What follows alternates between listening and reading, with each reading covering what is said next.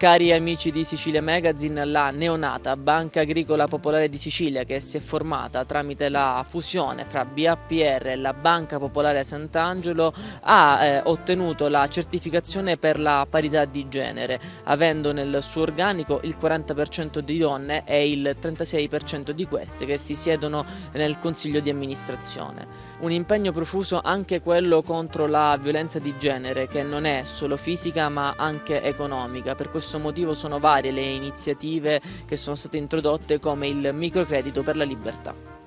Dottor Continello, oggi è un evento importante per parlare di parità di genere. La vostra banca ha dei numeri importanti e le donne sono al centro del vostro progetto.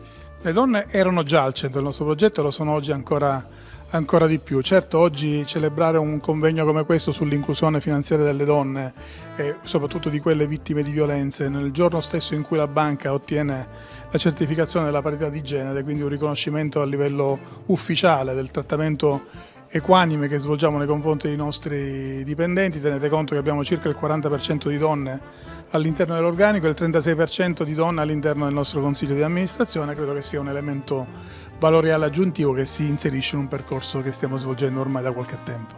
La banca con oggi riceve il secondo riconoscimento, il primo forse finanziariamente ancora più importante è stato il rating.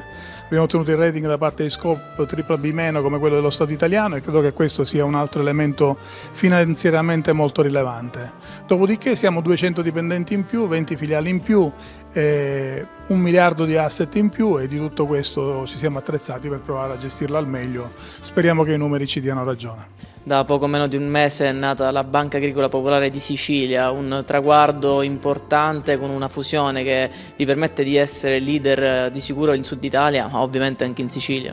Principalmente questo spirito di servizio, questo voler esportare questo modello Ragusa che è stato assolutamente vincente nel tempo in tutta la Sicilia e che ci ha spinto a portare avanti questo progetto.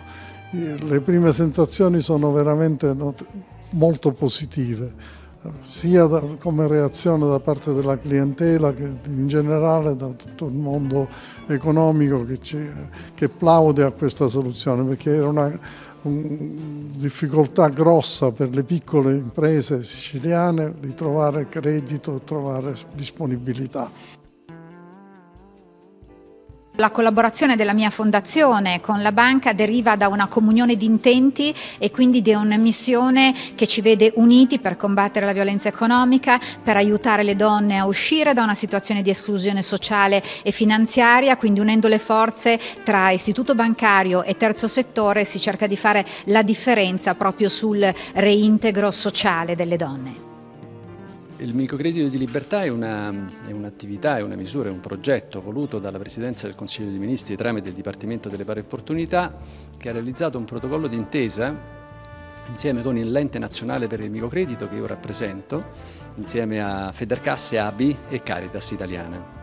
Allora, ha voluto creare una misura non di assistenza, ma di emancipazione nei confronti delle donne vittime di violenza, come insieme ad altre attività appunto che si dedicano più che altro all'assistenza di queste donne che si trovano in difficoltà. La violenza economica è spesso alla base della violenza di genere, della violenza sulle donne, perché è quello strumento, sfortunatamente, che costringe le donne a subire ogni forma di violenza, la violenza psicologica, la violenza fisica.